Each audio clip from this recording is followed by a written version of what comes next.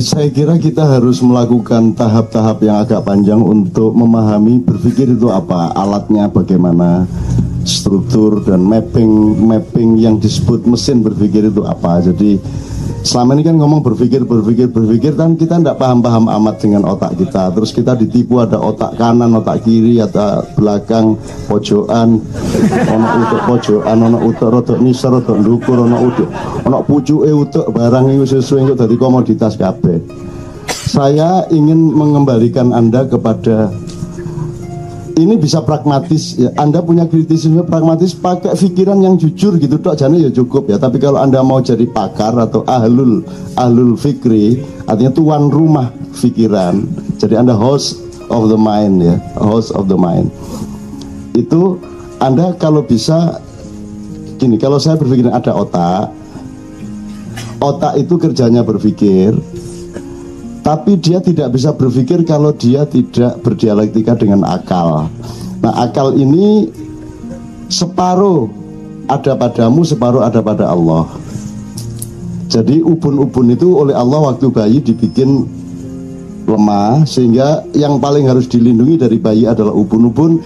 Itu untuk mengingat-ingat bagi para orang tua bahwa yang terpenting pada anakmu adalah kepala bagian atas. Karena disinilah gelombangnya Allah yang nanti kita sebut hidayah, ilham, ada tingkatannya, ada ilham, hidayah itu ada beberapa tingkat, seluruhnya bernama hidayah, nanti ada ilham, ada fadilah, ada maunah, ada karomah, ada wahyu. Ini bukan supply-nya Allah beda, supply-nya Allah sama yaitu hidayah. Tapi prosesormu itu yang menentukan kamu cuma dapat ilham. Kalau prosesormu agak lebih tinggi RAM-nya, ya, kamu bisa dapat fadilah. Lebih tinggi lagi, Pentium piro saiki. Harddiskmu tidak hanya MB, tidak hanya gigabyte, tapi sudah tera. Maka kamu akan dapat menangkap yang di atasnya. Jadi yang dikasih Allah itu sama. Udah tinggal ambil. Saya ngomong begini tidak untuk pamer kepada Anda, karena saya tidak pernah berpikir. Saya cuma nyetel mesin ini. Karena Allah mempekerjakan otak saya melalui akal. Akal itu hanya hidup kalau ada gelombang-gelombang, katakanlah gelombang elektromagnetik dari Allah, yang kemudian dulunya saya cuma menangkap satu slogi yang namanya ilham. Semua seniman kan butuh inspirasi ya, Dang. Mana Dadang tadi? Kamu itu tanya hilang lagi. Dadang ini nanti soal nanti saya tunjukkan siapa aslinya dia ya. Benar tidaknya Islam kafahnya nanti saya kasih tahu. Dan orang macam dia memang orang harus dihormati setinggi Anda menghormati setan. Nanti Dang. Tenang Dang, nanti. Pokoknya gitu Mas. Jadi sekarang Anda suatu hari punya ide pagi-pagi bangun tidur atau pas beol kayak Bu Beben tadi, sama dengan saya, semua dari Allah itu biar setelah kita buang kotoran itu daya serapnya menjadi lebih tinggi. Sejak kemarin sudah ada Allah kasih gelombang ini. Cuman prosesor kita tidak, jadi banyak damage, harus di-defrag, harus di-clean up. Kalau Anda sudah cleaning up, maka Anda akan menerima lebih banyak.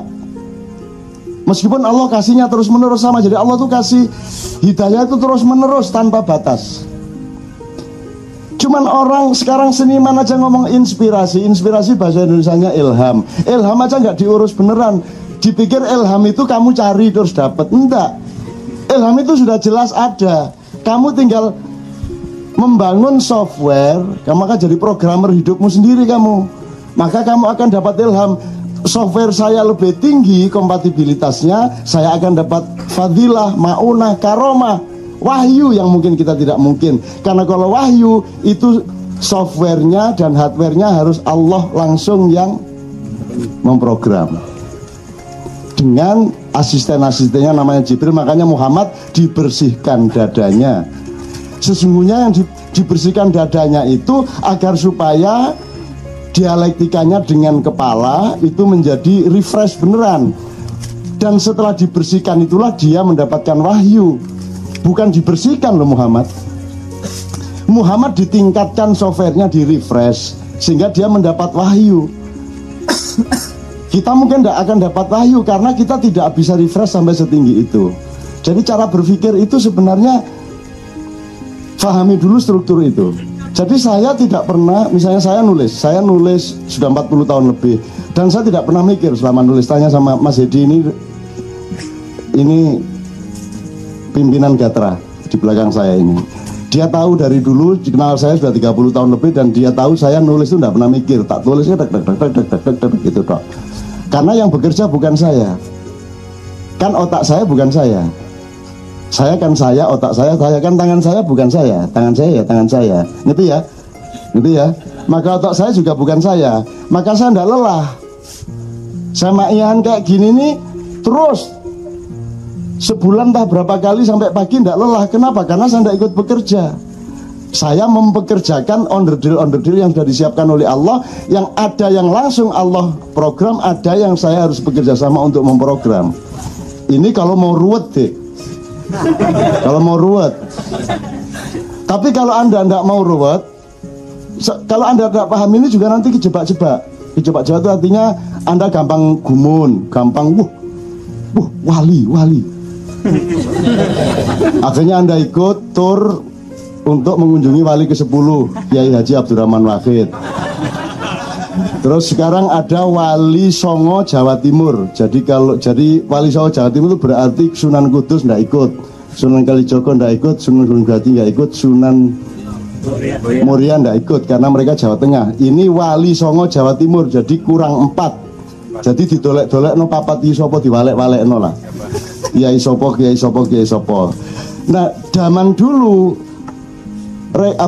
parameter wali itu jelas la ya'riful wali ilal wali. Sekarang yang menentukan siapa wali siapa bukan travel bureau.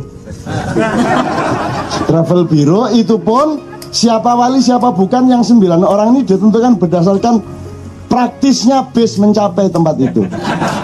Jadi wali sekarang berdasarkan jalan raya. Kalau jalan rayanya bisa dilewati bis, jadi wali dia. Nah jadi kalau dulu la ya'riful wali ilal wali, sekarang la ya'riful wali ila travel bureau. Nah kamu kejebak-jebak nanti tertipu-tipu. Ada orang sengsara sedikit diangkat-angkat. Dulu siapa? Megawati tertindas oleh Gus Dur dipresidenkan. Terus SBY ditindas oleh Megawati jadikan presiden. Terus ini ada rencana karena Anas ditindas oleh SBY jadikan presiden. Ngono lho. Jadi kene iki wong gak duwe pikiran. Pokoknya ana wong sengsara didik disembah. Kan gitu. Gitu loh. Terus Anas mau buka soal Senturi, buka soal Ibas, soal Bu Ani Yudhoyono. Wah, iki pahlawan. Sik lah. Bagus kalau dia berani dan memang sudah saya tantang, ayo tijiti benas ya. Tapi janjane API biyen-biyen kok buka. Kon iki wis kecekel kayak kebuka. Kan gitu kan? Tapi gak apa-apa lah, tetep bisa dadi pahlawan kon nek gelem, nek wani kan gitu. Nah, kita sering keliru-keliru karena kita tidak berpikir jernih, Mas. Ini yang gede-gede ya, yang gede-gede. Makanya kalau memahami mapping tadi agak lumayan lah. Sebab nanti di tempat akal ini ada yang namanya istikharah. Karena kebanyakan yang kamu pikirkan sesungguhnya kamu tidak benar-benar mengerti. Benar nggak? Kamu berspekulasi seolah-olah mengerti. Tapi untuk mengerti sungguh-sungguh harus ada konfirmasi dengan Allah. Bisa istikharah dengan bermacam-macam jenis istikharah. Kapan-kapan nanti kita omongin soal itu. Cari jodoh gitu istikharah. Carane istikharah nek gak iso apal dungane nganggo caraku. Tak kei carane. Wis pokoke nganggo idiom iki kok isu-isu kon ndelok apa ketara wisan gitu loh. Itu soal gampang gitu. Tapi saya kira Anda tidak ada kesulitan mencari wanita karena ya ini Jakarta, jadi saya kira saling memudahkan untuk saling kompatibel satu sama lain. Baik sudah saatnya ataupun belum saatnya kan tetap kompatibel. Ya kalau mudah gini Mas. Masa pikiran itu ndak perlu Anda pinter, itu kan kalau pikiran Anda gunakan itu langsung ngerti kok. Misalnya gini, yang disebut kebaikan tadi kan Anda bilang parameter akhlak itu sudah rusak. Dekadensi itu maksudnya menurunnya fungsi. Jadi misalnya gini, kiai punya pesantren, terus engko nek ana calon bupati teko dhek terus arek-arek iku lho rek tuku gendeng sakune gak dadi-dadi. Malah gendeng mek 200 lho paling. Terus apen-apen ngomong ngono iku metu kamare terus anggota DPR itu calon bupati. Lho, butuh gendeng ta sampean Pak Yai? Pinten saya butuh gendeng. Tolong ya sudah pesan sekarang ini untuk pesantren ini gitu. Gitu ya. Pekerjaan sejumlah kiai seperti itu. Ya. Dan kiai umur berapapun mesti watuk-watuk deh. Gak ono kiai sehat walafiat kaya awak-awak ngene iki. Nek kene iki berarti itu kayak kiai kudu watuk, pilek kudu dididik wah. Itu tanda kiai. Jadi itu ciri-ciri khas kiai. Saya pernah sholat ini, saya selingi dikit. Saya pernah sholat dulu pernah saya ceritakan di KC awal dulu. Saya sholat di Blitar pas maghrib lewat sak kepedu musola saya lewat. Aku sholat ngene iki dua tak sing imam iku medeni. Sembuayangku sak karepe dhek saking khusyuke karo Allah. Allahu Akbar.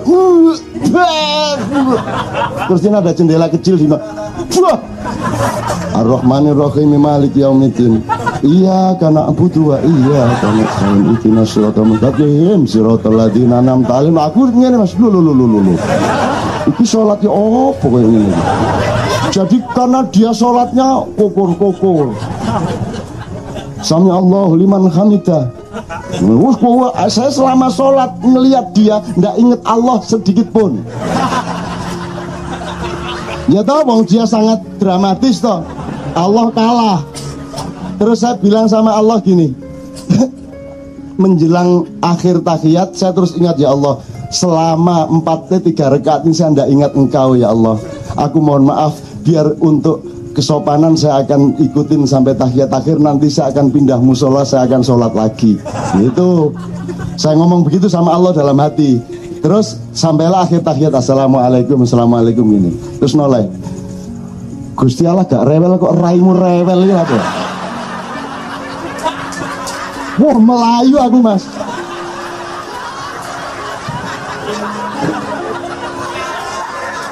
Mati aku. Jadi aku iki mulane aku percaya nek anjen nek cirine kiai ku nek watuk-watuk gugur-gugur niku nek gak masih umure jek 17 tahun lho masih wis mlakune wis arek-arek iku rek gedung situ gak mari-mari gitu ya. Gitu. Nah, yang ingin saya bilang sama Anda, bagi para santri dan kiai, bupati yang baik, calon bupati yang baik adalah yang nyumbang gedung, yang ngasih duit, betul enggak? Dan itu dipercaya betul bahwa itu calon bupati yang baik. Dia tidak peduli duitnya nanti duit curian apa duit tidak, enggak tahu. Yang penting ngasih itu baik, betul enggak? Itu se-Indonesia tak gitu. Itu benar enggak secara pikiran? Benar enggak? Benar enggak itu? Loh, emang dia ngasih? Loh, sebentar. Kalau ada calon bupati datang ke pesantren ngasih duit, itu apa dia benar-benar ngasih? Nah iya kok kamu bilang baik? Ketika dia mengasihnya itu, tapi loh, enggak, emang dia ngasih? Itu peristiwa dia memberikan sesuatu tapi untuk kepentingan pesantren, untuk kepentingan bupatinya. Lah iya bukan ngasih namanya. Kalau ngasih kepada orang lain, dia tidak, dia ngasih prospeknya sendiri kan gitu. Itu bukan memberi, bukan sedekah itu nyogok namanya. Itu bukan kebaikan. Nah kamu aja dekadensi berpikirnya jelas gini kok. Gitu kok baik. Coba sekarang, ini contohnya sangat banyak, tapi saya tidak punya banyak waktu. Misalnya contoh begini, pesannya orang tua gini, nak pokoknya kamu ya si opo lah ndolek penggawean cek dadi wong rek, mosok kon iki biyen gak dadi wong. Terus mari ngono ternyata anaknya melamar, terus karena deket sama Gayus bisa jadi pegawai pajak. Alhamdulillah, terus dia lapor sama tetangga, alhamdulillah anakku saiki wis melok gayus. Wis iso ngirim wong tuane, wis iso gawe masjid barang di desa iki, alhamdulillah gitu. Kebaikan adalah ketika anak sukses di Jakarta kirim uang ke desa. Itu kebaikan. Tidak pernah ditanyakan itu uang halal atau tidak halal. Kan begitu. Maka pesannya orang tua kepada anak-anaknya, sing penting dadi wong rek kon apa jenenge nyambut gawe ya apa carane iso sugih iso anulah cek ana regane Dik tangga-tangga.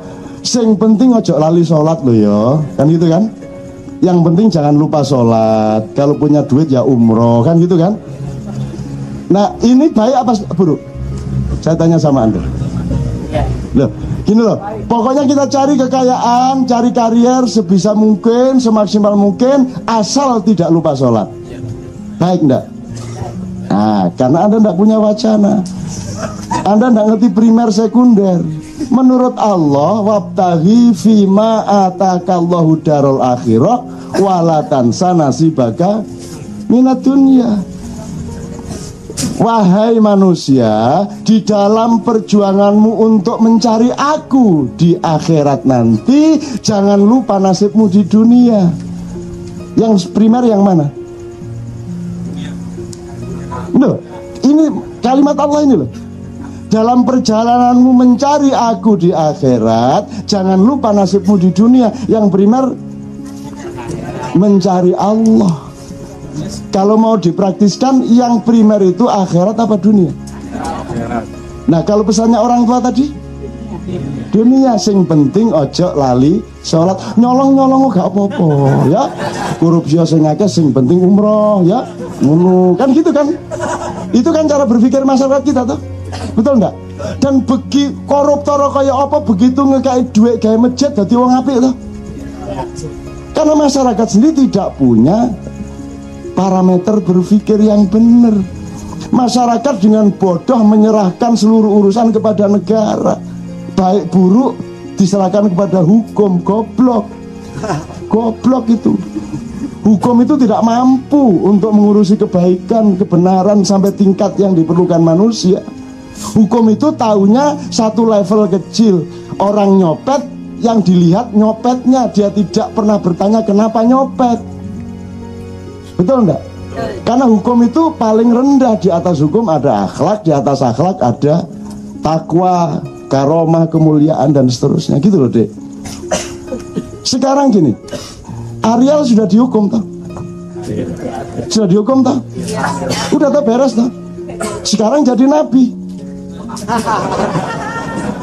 Gitu?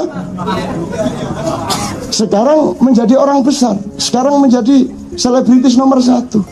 Kenapa? Lu sudah dihukum kok. Karena masyarakat sendiri tidak punya akhlak. Masyarakat sendiri tidak punya hukuman kepada anggotanya. Kan sebenarnya ada hukuman moral dari masyarakat. Apakah mereka mendapat hukuman moral dari masyarakat? Ariel ini atau siapapun yang pernah bersalah tidak pernah mendapat hukuman apa-apa dari masyarakat. Masyarakat itu lebih penting daripada negara. Tidak ada negara, tidak apa-apa, karena masyarakat tetap ada. Kan begitu. Kalau ada negara, tidak ada masyarakat, ya gak ada negara. Nah, ada masyarakat masih gak ada negara, ya tetap masyarakat. Lah kok masyarakat menyerahkan kedaulatannya kepada negara untuk segala hal.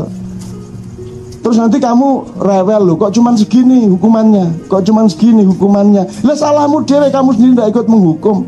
Kewajiban negara menghukum secara hukum yuridis, kewajiban masyarakat menghukum secara kebudayaan dan moral. Tapi hukuman kebudayaan dan moral ini tidak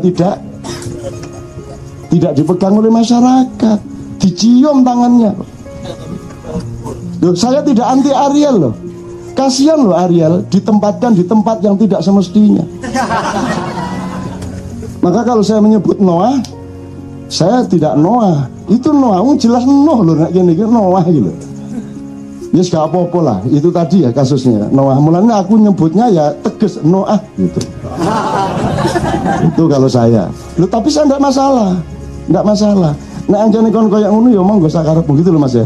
Jadi ngerti ya Mas ya. Pokoknya Anda yang saya sebut Kesehatan letaknya di dalam berpikir yang benar. Kalau berpikirmu tidak benar, itu calon sakit sudah. Kamu lihat aja. Dalam bidang apa saja, termasuk tentang badanmu sendiri. Gitu loh mas. Berpikir benar itu ya belajar setiap hari. Dinilai kayak tadi itu. Mana primer, mana sekunder, gini itu baik atau tidak. Kan sekarang orang udah nggak tahu bahwa itu jelek. Orang udah nggak tahu bedanya kapan malu, kapan bangga. Terus kata para wartawan, budaya malu sudah kikis kan gitu. Itu kan outputnya. Inputnya kan tidak memiliki ilmu, tidak memiliki cara berpikir untuk membedakan kapan kamu bangga dan pada peristiwa apa kamu malu. Sekarang kan ketika dia harusnya malu malah bangga kok. Ketangkep korupsi. Ngene. Lek neng pecanda saya. Jadi tiap hari kita pecah kepala kalau kita tidak pinter-pinter mengelaborasi kembali secara intelektual. Jadi tiap hari kita harus melakukan perjuangan di dalam kepala kita sendiri. Kalau enggak kan bingung kita. Tasbih itu utamanya dipakai oleh koruptor yang sedang diadili. Betul enggak? Begitu ketangkap kudungan, begitu ketangkap kupuluan, begitu. Jadi Gusti Allah gedek-gedek arek-arek iki. Oh malah selamat aku iki sabar. Nek gak sabar wis tak ganti karo umat liyane. Kan ada ayat begitu. Saya tak ganti kon di dapur. Ya anu bedes ae isine dunya bedes ae wis. Gimana menungso koyo ngene anu bedes ae gitu. Bedes itu monyet. Makanya kalau Allah tadi kan ada yang protes kok dikutuk jadi batu kok tidak jadi sadar. Ya itu kan niru Allah. Allah kan mengutuk jadi kera kan gitu kan. Kera atau ada yang kirodatan khosyiin itu kan. Karena syirik kepada Allah, sombong kepada Allah dikutuk menjadi kera kan gitu. Itu kan Allah enggak apa-apa kalau dia mengutuk jadi apa-apa. Dan Allah itu yang goda. Wong yang dikutuk itu di sana enggak ada kera kok dikutuk jadi kera. Itu kan enggak takut mereka. Ya Brang ya. Yang dikutuk itu kan orang Yahudi. Ya toh? Di sana enggak ada kera. Terus dikutuk jadi kera kan sih dikutuki dilang-dilang apa maksudnya? Kan gitu kan? Kok nggak ngerti ada kera? Jadi itu memang Tuhan sengaja untuk menunjukkan kepada Anda bahwa yang dikutuk itu sebenarnya bukan orang Yahudi, itu orang dari daerah tropis yang mengembara ke sana. Pada momentum lain mereka meminta kepada Musa, Musa kalau memang kamu itu nabinya Allah, mbok kamu itu mintakan kepada Allah makanan yang pantas, mosok kurma bendino esuk kurma, awan kurma, bengi kurma, mbok sekali-sekali kacang, bayem. Lho sing disebut iku makanan kita, bayem, kacang adas, brambang. Di Quran loh itu. Di Quran itu 4 macam makanan, sayuran, buah-buahan yang ada di tropis, terutama di Pulau Jawa. Arek endi kan ini kan? Arek endi. Jadi kalau kamu kutuk-kutuk Yahudi ku guyu dhewe. Gusti Allah lah dapurmu iku sapa? Kon iki sing tak dadekno bedes ya kon. Nah, makanya sekarang kera itu ditaruh di Pulau Bali di Sangeh itu. Gitu loh. Nah, di Sangeh itu Anda lihat populasinya tidak pernah tambah. Dari dulu ya cuma segitu jumlahnya, sekitar 300. Sampai sekarang jumlahnya hanya 300 di Sangeh itu. Dan singa dan kera-kera di Sangeh itu kera-kera yang sangat manusiawi, sangat punya kecerdasan manusia. Nek gak percaya kan sediakan 3 dompet. Yang satu isi receh, ewon gitu ya, 1.500, 100 buah. Langsung dibuantung, disuawat nomene. Kalau di kamu isi ratusan ribu, ada 5, ada 10 gitu lah. Nanti diambil ratusan ribunya, terus dia antarkan dompetnya ke Anda. Loh, itu masuk bedes ya, kita uang ini. Nah kalau isinya dolar, wah itu ngueneng ini langsung deh. Lah, ayo besok ke Sangeh kamu. Ayo sediain 3 dompet itu. Kamu lihat, kamu nggak tahu. Kamu merendah-rendahkan orang janjane ya awake dhewe iki, mulane setan-setan itu kan berontak di sana itu. Jamaah haji Indonesia itu banyak tidak berkah, tidak jumlah jamaah haji tidak memperbaiki kehidupan di Indonesia toh. Itu karena setannya di sana juga agak didengarkan sama Tuhan. Begitu jumroh setannya langsung bengok-bengok nang langit. Niki karepe yen apa padha-padha setane kok bandem-bandem nih.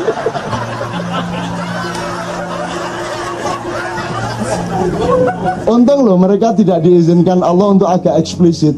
Kalau eksplisit itu mereka mesti demo bikin tulisan-tulisan sesama setan dilarang merempar. Ya apa kan? Tapi gak semaput kon kabeh.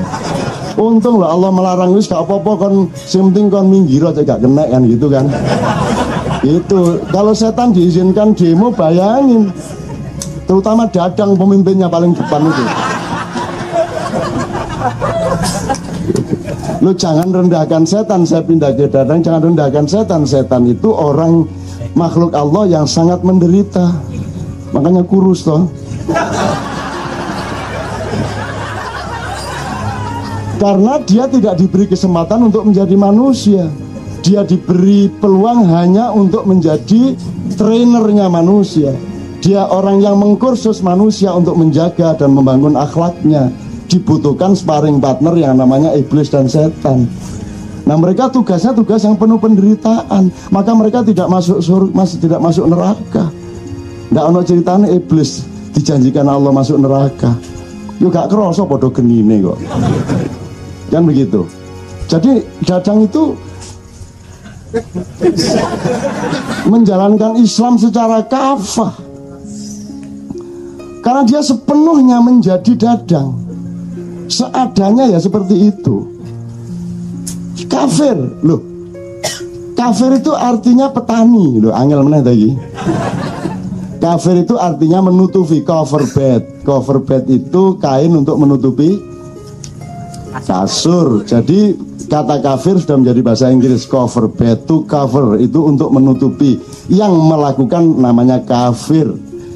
Kalau pekerjaannya kafaro yakfuru.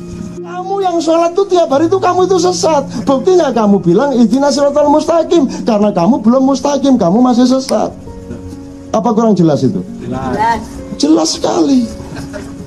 Jadi kalau disesatkan orang kayak terus gitu. Baru tahu loh kalau gue sesat. Udah lama. Tinggal gitu disesatkan kok sedih. Terus Anda dihalalkan darahnya kan gitu kan? Ada yang ini halal darahnya, halal darahnya. Dan itu saya ingin memberi peringatan kepada semua orang yang mengatakan ini halal darahnya, ini halal darah itu artinya pantas dibunuh. Saya ingin memberi peringatan kepada mereka. Kapan kamu laksanakan itu? Kalau kamu ngomong terus berpuluh-puluh tahun tanpa satu pun kamu bunuh, Allah marah kepadamu. Kabura maktan indallahi an taqulu ma la tafalun. Dosa besar bagi orang yang mengatakan sesuatu yang dia tidak lakukan. Jadi mulai hari ini mapping berapa jumlah orang DKI yang halal darahnya, alamatnya dicari, jumlahnya berapa, seluruh Indonesia berapa, di set up, di program, kira-kira butuh berapa puluh tahun untuk membunuh 235 juta orang yang halal darahnya. Ya lah mas. Lagi bendino ngomong halal darahnya gak dipaten-pateni. Gimana sih mas? Ya kalau memang kamu tidak mampu melaksanakan, mbok meneng cangkemmu iku meneng. Oh ya gak kau lakoni lho. Kate lapo sih? Awas yang dipateni tenang wis. Iki lho ana wong Kristen akeh ndek KCI ya dipateni. Ojo meneh Kristen Islam kene akeh sing halal darah ya. Ana sing sembayange iku gak cocok karo ngene iki. Sing dirijine gak ono iku mang. Itu loh. Sing bid'ah sambrek wis kari dipateni. Kan yang bener kan cuman mereka. Gitu? Kita semua kan gak bener lah ya wis nang wis. Nah sekarang untuk membunuh itu kan harus ada teknologinya. Mau apa, pistol, mau santet, mau apa lah, diprogram dong, diprogram. Itu loh, nang wes. Setelah itu kan hilang toh problem Indonesia selesai toh. karena sudah tidak ada penduduknya.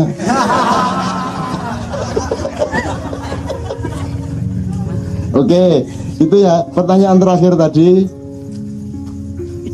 yang Malin Kundang tadi ya. Yang terakhir, yang kedua apa yang terakhir? Yang Malin Kundang ya itu benar-benar salah, tapi itu semua asalkan pendidikan berpikirnya benar, jadi ya ora masalah toh Mas. Wong anak kita kan sudah cerdas-cerdas. Nggak ada lagu anak-anak yang bener ya angel golek. Aku yang gerono lagu anak-anak diajarkan di TK SD ya anakku kabeh iki mesti nesu kok. Rampak itu nesu anggur kutu pada hari Minggu ku duduk ku turut ayah ke kota naik jilman istimewa ku duduk di muka lagu kurang ajar.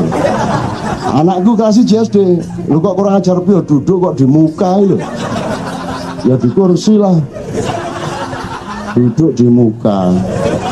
Jadi tiap hari dia marah, ada pelajaran marah, anak saya tuh marah terus. Bintang kecil di langit yang biru hitam. Masa malam-malam ada langit biru? Kalau biru ndak ada bintangnya, goblok sih gak ada lagu. Wah anakku mureng-mureng terus. Wes hampir semua lagu Mas. Po ami-ami belalang kupu-kupu, siang makan nasi kalau malam mimik cucu. Anaknya sopo ini? Wah mbadok sego nek bengi ngombe susu itu loh. Nek bayi itu ya gak ono siang makan nasi. Iki mene bapake iki. Ya, semua lagu. Ya lagu salah kabeh iki ya. Kok lagu salah kabeh anakku iki ngeluh, aku sing ngeluh wis. Anakku nerori terus, anak saya itu protes terus. Pulang ayo belajar. Pokoknya datang sekolah langsung menata besok pelajarannya apa, PR-nya dikerjakan, sekarang belajar yang besok dipelajari. Dia belajar tapi sambil marah-marah. Baca gini dibaca keras-keras. Ini ya iyalah. Ini ya mesti aja. Ini ya tahulah. Gini. Emang nggak gitu ya mesti aja gitu. Jadi setiap kalimat tuh digituin, ya mesti aja. Gini aja kok jadi pelajaran. Mate aku, aduh ya Allah anakku. Saya protes bahasa Inggris itu asal usulnya nomor 2 dari Erik, tapi sebenarnya dari anak saya yang kelas 1 SMP. Dia sudah belajar bahasa Korea. Bagi dia lebih rasional bahasa Korea daripada bahasa Inggris. Terus dia sekarang belajar bahasa Turki. Karena dia terus kritis sama bahasa Inggris. Dia perfect bahasa Inggrisnya, sudah TOEFL tinggi loh, sudah menurut Sabrang lah ya. Itu sudah bahasa Inggris sangat bagus. Tandanya kalau saya adalah bahwa anak saya bahasa Inggrisnya bagus yang kelas 1 ini karena dia sudah betul-betul marah kalau mendengar saya berbahasa Inggris.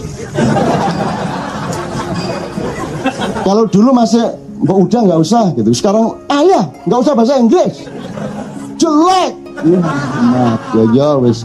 Jadi sekarang saya betul-betul nggak punya kepercayaan diri untuk berbicara bahasa Inggris di depan anak saya. Mangkel aku, jobol.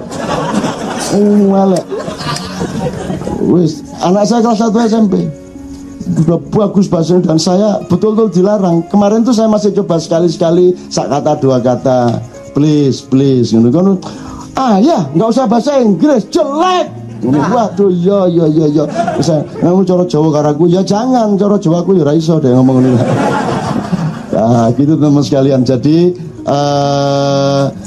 memang bukan kita tidak punya riwayat menurut saya, tapi cara berpikir kita ketika mengidentifikasi dongeng-dongeng atau juga menentukan pahlawan-pahlawan kan banyak keliru Sekarang jangankan yang Diponegoro sama Bung Tomo, pahlawan kita hari ini aja keliru-keliru kita. Sekarang Anda tuh nggak jelas kok Bung Karno itu pahlawan apa bukan. Bung Karno itu baik apa buruk? Racetho. Pak Harto, ayo. Nggak jelas toh, nggak jelas. Kita pandangan kita mengenai tokoh-tokoh yang sekarang itu nggak jelas kok, nggak jelas. Mana Orba, mana reformis saja nggak jelas Pak. Dulu saya bikin komite reformasi untuk embrio MPRS karena Soeharto turun, Habibie turun, MPR bubar, DPR bubar. Kita bikin komite reformasi 45 orang dari Gus Dur sampai tokoh reformis yang lain. Dari 45 orang itu ada 3 orang Orba, yang karena kita ini akselerasi dan transformasi, kita tidak boleh seperti kudeta. Maka tetap ada 3 orang Orba yang kita libatkan, yaitu Soeharto, Wiranto, Akbar Tanjung, gitu kan? Jadi ditolak Komite Reformasi ini gagal pada tanggal 20 Mei 1998, ditolak terutama oleh Pak Amin Rais karena ada 3 orang Orba. Kalau dalam cara berpikir saya, lo nanti tinggal voting yang 3 kan kalah lewat 42, kok repot sih, mek telu lo.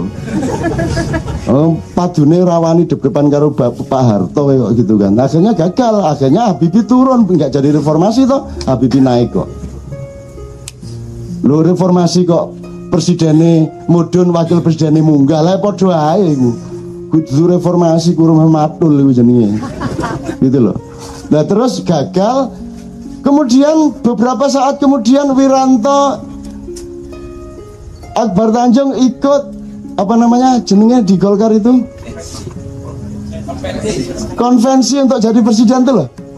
Lo jare Orla dulu ditolak, sekarang mau diangkat jadi presiden. Racetoy. Jadi sekarang pun tidak jelas mas ukuran-ukurannya. Ya sudah, mau bagaimana kita tidak jelas kok. Maka di KC ini harus jelas. Anda tidak bisa main musik jazz kalau tidak bisa main musik konvensional dulu. Betul enggak? Yang konvensi-konvensi ngerti dulu, do re mi fa sol ngerti dulu, Arab baku ngerti dulu, Jawa baku ngerti dulu, ini dulu ngerti, baru jazz. Iki reformasi ngejazz, mencolot tiba-tiba jazz. Bahkan Republik Indonesia tiba-tiba jazz. Akhirnya ya jazz jos. Kan begitu teman sekalian. Oke, jadi menurut saya mudah-mudahan ada pembenahan. Suatu hari ada pembenahan.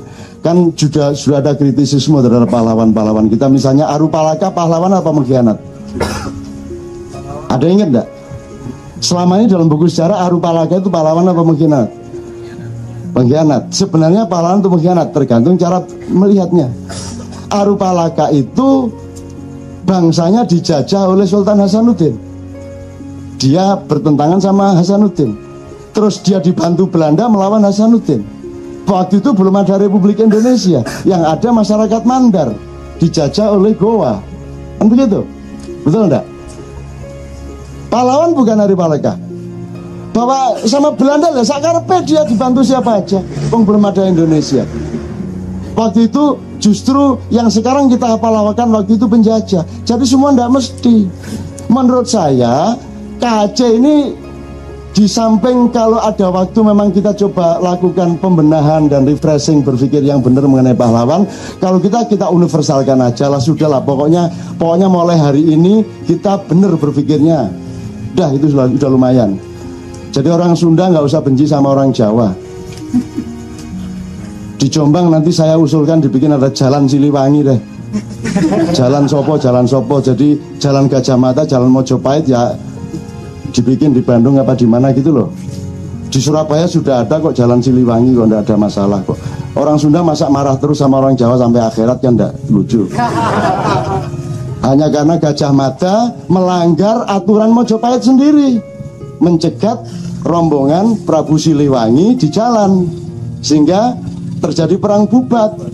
Saya sudah bilang sama teman-teman di Bandung waktu acara Todang, itu Gajah Mada waktu mau mencegat pasukannya Prabu Siliwangi tidak SMS saya dulu. Kalau dia SMS saya kan bisa saya kasih pertimbangan. Dia nggak bilang-bilang.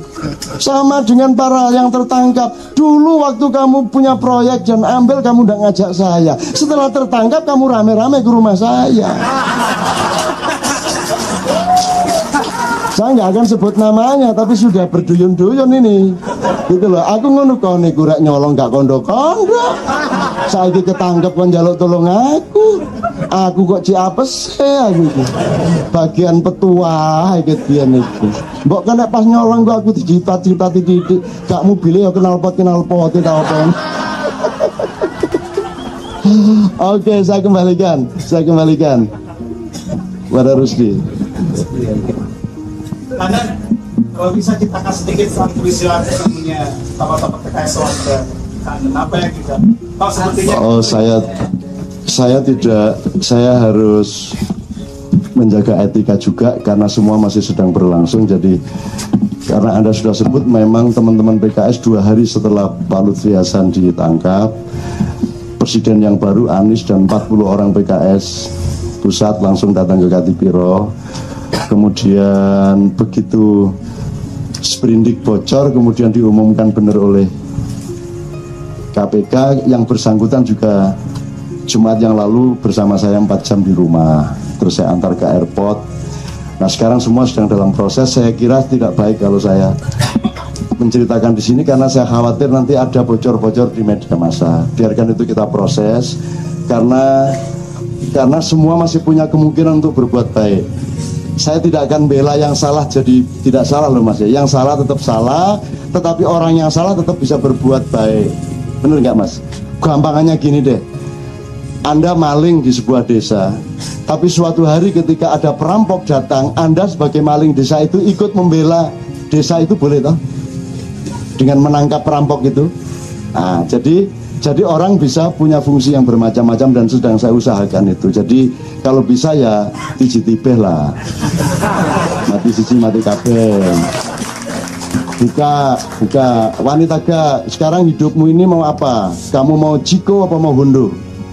Ciko itu artinya makan soto, enggak uduk aja, enggak rawon aja. Itu pertimbangan Ciko. Kalau hidupmu hanya Ciko seperti itu, kamu tidak akan jadi apa-apa. Tapi kalau kamu ingin menjadi tonggak sejarah, kamu menjadi trigger dari perubahan-perubahan yang mendasar, kamu harus punya pertimbangan Hondo. Hondo itu mati atau hidup. Itu loh, mati atau hidup, sekarang atau tidak sama sekali, dengan segala resikonya. Kalau kamu berani Hondo, maka saya punya tanggung jawab untuk ikut melindungi kamu dari peracunan minuman dan makanan, perlindungan di rumahmu, perlindungan semua saudara-saudaramu. Saya akan ikut kerahkan keamanan untuk, dan saya akan investigasi siapa aja terorisnya, akan saya cari dan sedang saya cari siapa yang menteror kamu. Gitu loh, saya akan ikut bertanggung jawab terhadap, asal kamu mau menjadi trigger sejarah, kamu buka yang kamu tahu itu. Bertahap, taktis, strategis. Gitu. Sementara KPK-nya juga kita dorong-dorong terus, gitu loh. Nah teman-teman sekarang gini, ini kan masih dalam medan perang kan, tidak mungkin saya hanya ngomong prinsipnya, tidak mungkin saya ngomong detail-detailnya. Tapi ngerti maksud saya ya, apa Hondo apa Ciko, aku pokoknya ngerti ini nggak kata-kata ngono. Salahmu dewe kon percaya ini Ciko, jane ya aku ya mek gawe dhewe sak eling-elingku. Itu bahasa apa Cak? Ya salahmu dhewe. Angko niku didik kapusan tak hapusi kan. Wah, Ciko lek biasanya arek-arek ecek-ecek ciki-ciki ta. Ciki-ciki tak gawe Ciko. Wah, terus Hondo iku lak rada abot Hondo. Jane ya gawe dhewe ngarang-ngarang dhewe ngono kok repot. Aku kapusan kok gampang-gampang dihapusi. Ada bank syariat kamu pikir Islam. Salahmu dhewe. Terus kamu menuntut, wah ini kok Islam kok gini, kok ini apanya gini, mudharabah, apa gini. Lah itu kan bahasa Arab, bukan bahasa Islam. Salahmu sendiri, bang, itu bukan bank Islam kok. Kalau bank Islam itu namanya bank syariat Islam atau bank Islam, itu kan bank syariat. Syariat itu artinya aturannya maling ya iso, aturannya penipu ya iso. Lo kok ruwet kamu? Salah-salahmu dewe. Gitu loh, ono kerek kalau ngon keluru, nek kerek yang jegok kan begitu. Jadi Anda jangan gampang tertipu. Nah, sekarang ini kan kata-kata menipu semua. Semua kata dipakai untuk menipu, asal sudah bikin sekolah apa itu mesti. Wah payu iki ono al opo apa. Hati-hati kamu sama al itu. Sekarang agama sedang sangat laris. Gitu loh. Umroh itu ruwet. Harus manasik dulu. Bayang no wangele umroh iku kudu praktek sik, gawe Ka'bah diubengi sik. Lah yang mekare mubeng iki lho. Kadek latihan iki lho.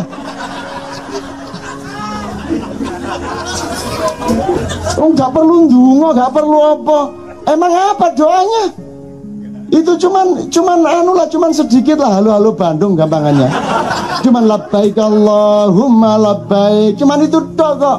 Labbaik la syarika lak labbaik, mengunut tok, itu tok. Selebihnya kamu itu sakarepmu Gusti. Mumpun teman-teman kok hukum kula.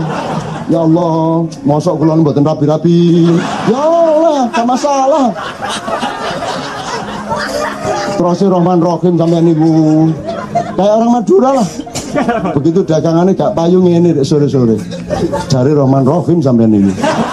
Mosok gak payu-payu daganganku sampai sore ngene iki. Endi buktine Rahman Rahim iki? Ngomong tok ae sampean niku. Aku wis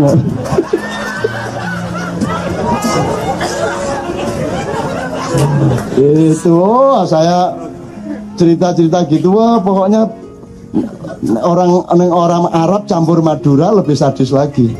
Begitu ndak kabul diancam, kalau ndak hari ini ndak laku saya judi aja.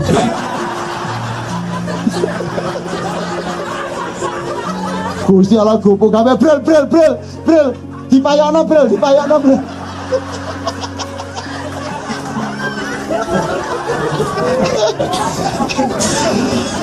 Orang Madura kok sama Tuhan tuh ya dimainin tuh, dia mainin Tuhan, ya Allah. Jadi orang Madura tuh berani sama laut, takut sama udara toh, betul toh? Punya pengalaman laut, dah punya pengalaman udara, kok jadi menwah. Terus ada latihan terjun payung, mati saya, ya Allah. Aduh. Jadi waktu baris ini, ya Allah. Kalau engkau selamatkan lagi saya sampai di bumi, saya boleh PT, ya Allah. Untuk syukuran. Akhirnya didorong masuk pesawat, lihat di jendela, take off, ya bumi, ya Allah. Wedus. Naik, negosiasi naik. Dari nyembelih ayam dinaikin, nyogok Tuhan dengan kambing. Makin naik lagi di atas awan, sapi.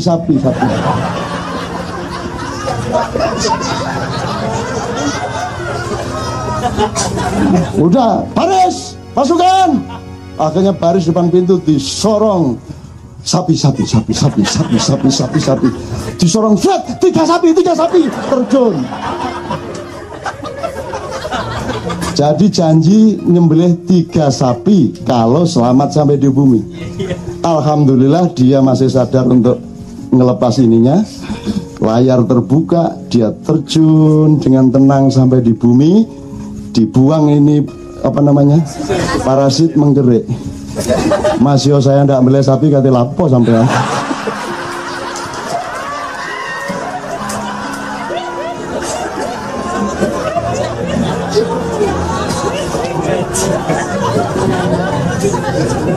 Masa Allah sampai hamanya bertengkar soal sapi.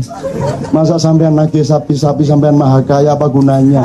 Miskin saya ndak sembelih sapi ya sama bagi sampean. Iya coba, wong kendel kaya ngono kuwi.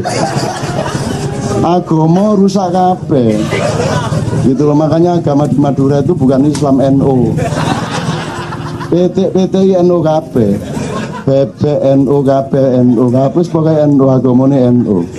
Gitu loh. Jadi dimulainya rusaknya bahasa itu ya dari Madura aslinya. PSSI tanding di situ di Senayan. Nggak punya karcis, pengen nonton lawan Malaysia waktu itu, masuk potong sih di cepak nengin masuk. Karcis pak, anggota pak.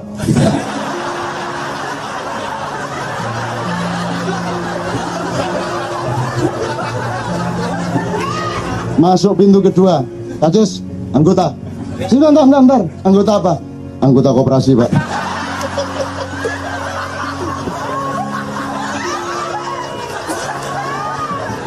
Sing salah kan penjaganya toh, ngomong anggota diasosiasikan ke anggota TNI. Ya salahmu dewe, aku cuma ngomong anggota kok. Aduh Gusti Pangeran, mudah-mudahan pikiran Anda sekarang tidak ada ruwet-ruwetnya, fresh, badan Anda sehat. Bener-bener ada masalah apapun yang penting beres di pikiran. Kalau hati jangan ikut-ikut. Hati itu diem aja sama Allah. Bertapa saja. Jangan ngenang-ngenang hancur kamu. Pikirannya benar, hatinya bertapa, selesai masalah. Perkara nggak bisa melaksanakan, biasa nggak bisa melaksanakan. Kebanyakan nabi nggak bisa melaksanakan juga kok. Nabi Yahya dibunuh kok. Nabi Musa pusing sendiri sampai dikejar Fir'aun kok. Gitu loh. Itu pun terus dikasih kemurahan, dikasih kesaktian bisa membelah laut. Tapi Nabi Musa nggak GR. Ya matur nuwun. Sampean kayak iki, tapi kan terus orang, wah Musa sakti loh, jari sopo sakti. Lu tongkatnya sakti, jari sopo tongkat sakti. Lah itu bisa membelah laut, itu lak mang dikongkon. Menekon gini menel agak belah dikoroni. Siapa bilang sakti? Ndak ada sakti kalau dikaji sederhana. La haula wala quwata illa billah. Jadi kalau ada sesuatu yang tidak mampu kamu jawab, bergembiralah karena itu urusan Allah dan kamu tinggal minta kepada Allah. Seperti orang Madura, ya Allah. Itu ya.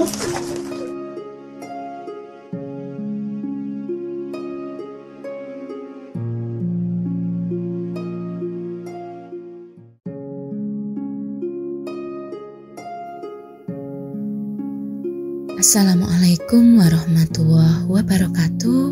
Beragam cara dilakukan orang atau masyarakat untuk memperingati hari kelahiran manusia agung unggul, uswatun hasanah, rahmat bagi semesta, yakni Muhammad bin Abdullah. Sholawat dan salam semoga senantiasa kita haturkan teruntuk baginda Nabi Muhammad Sallallahu Alaihi Wasallam. Umat seantero negeri punya cara masing-masing dalam menandai hari kelahiran sang Nabi. Ada yang mengadakan tahlil bersama, ada yang syukuran dan bagi-bagi makanan, ada yang khusyuk deres Quran di rumah, di masjid dan musola. Ada yang memilih duduk santai lek-lekan di gardu sembari ronda, ada yang tirakatan menyepi menyendiri, dan tak sedikit yang menggelar acara tablik akbar. Sesungguhnya Allah dan para malaikatnya bersolawat untuk Nabi. Wahai orang-orang yang beriman, bersolawatlah kamu untuk Nabi dan ucapkanlah salam dengan penuh penghormatan kepadanya. Al-Ahzab ayat 56. Siapapun yang mencintainya takkan pernah tahan untuk tak menyatakan cinta kepadanya. Apalagi Allah sendiri yang mempeloporinya. Allah dan para malaikat melakukan sholat kepadanya. Daur 2082 Dosa dan Cinta. Berbagai kegiatan, acara dan ritual yang dilakukan umat tersebut tidak lain atas dasar cinta. Cinta umat kepada junjungannya, cinta cucu kepada simbah moyangnya, cinta anak zaman now kepada pendahulunya.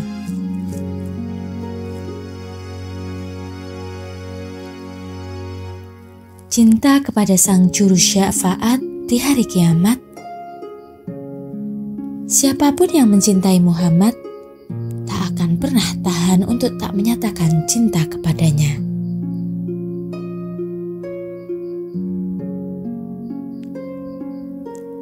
Muhammad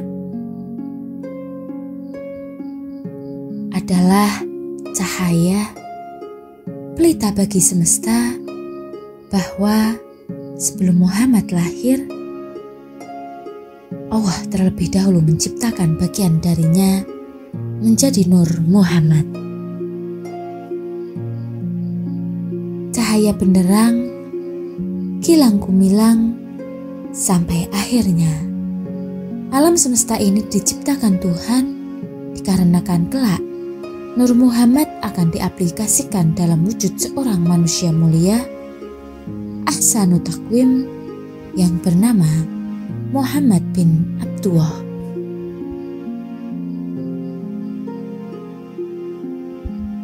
Cara cucu mencintai kakeknya berbeda dengan cara kakek mencintai cucunya. Bentuk laku penghormatan buruh kepada majikannya berbeda dengan cara majikannya menghormati buruhnya. Cara sholat hamba kepada Tuhannya berbeda dengan cara Tuhan melakukan sholat kepada hambanya. Cara mencintai suami kepada istrinya melahirkan perilaku yang berbeda dengan perilaku istri dalam mencintai suaminya.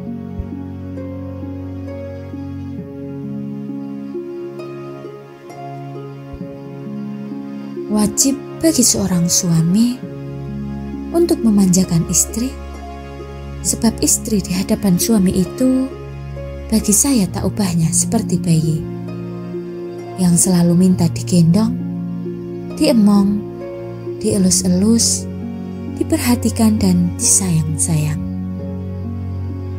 Meski sekadar diajak jalan-jalan, tetapi itu sangat berkesan di hati perempuan. Apalagi ditraktir makan. Intinya, seorang suami harus peka kepada istrinya. Berikan atau belikan sebelum ia minta. Dengan begitu rasa cinta dan setianya akan bertambah berkali-kali lipat kepada pasangannya.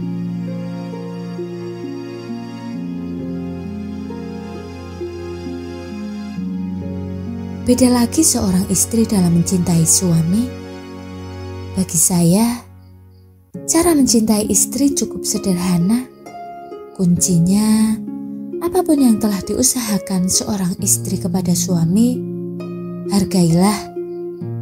Dimasakin nasi goreng ya dimakan, dibuatkan kopi ya diminum. Soal rasa, urusan belakangan. Rasa bukan yang utama dan mahal adalah bentuk perhatiannya. Puji dan hargai segala rupa yang coba dipersembahkan istri kepada suami.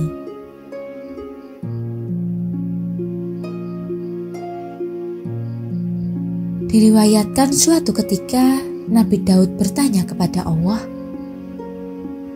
"Apa nikmat terkecil yang ada di dunia ini ya Allah?" Nikmat terkecil di dunia ini adalah udara.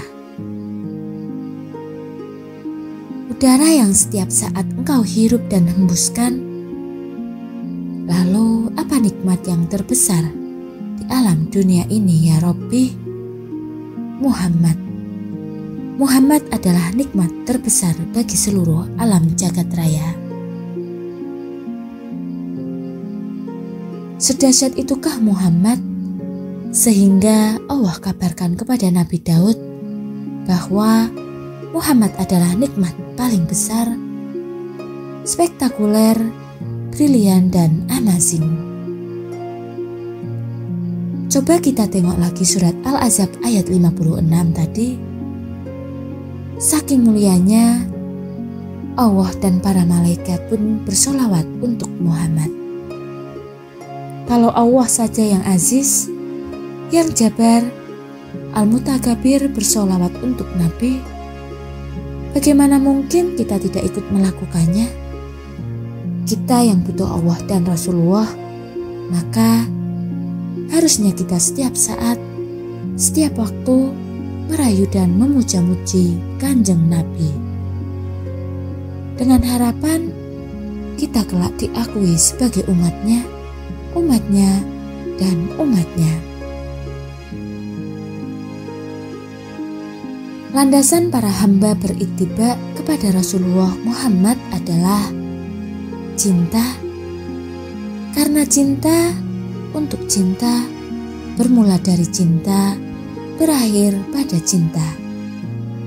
Aku bersyahadat melakukan sholat, puasa, zakat dan haji sangkaan paranya adalah cinta.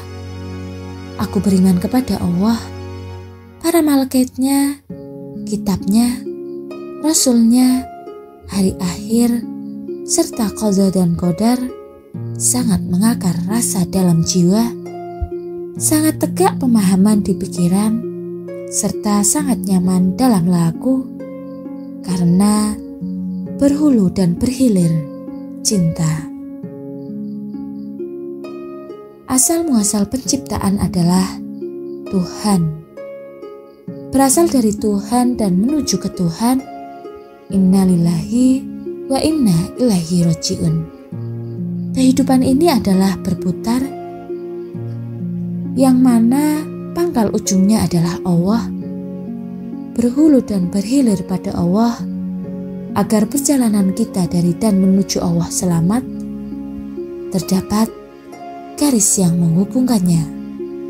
Oleh Mbah Nun, guru kita disebut segitiga cinta: Allah, Rasulullah, hamba. Allah adalah muasal dan tujuan, Islam sebagai jalan menuju titik tujuan, Muhammad beserta Al-Quran menjadi rujukan, panutan, petunjuk dan pedoman. Maka doa kami tetap sama, sejak taman kanak-kanak sampai habisnya usia. Raditu billahi robba, wabil Islam midina, wabil Muhammadin nabiyya wa rasulah. Rabbi zidni ilma, warzuqni fahma. Kami ridho Allah subhanahu wa ta'ala sebagai Tuhanku, Islam sebagai agamaku, dan Nabi Muhammad sebagai Nabi dan Rasulku. Ya Allah, tambahkanlah kepadaku ilmu dan berikanlah aku pengertian yang baik. Sekian yang dapat kami sampaikan, semoga bermanfaat bagi kita semua. Wassalamualaikum warahmatullahi wabarakatuh.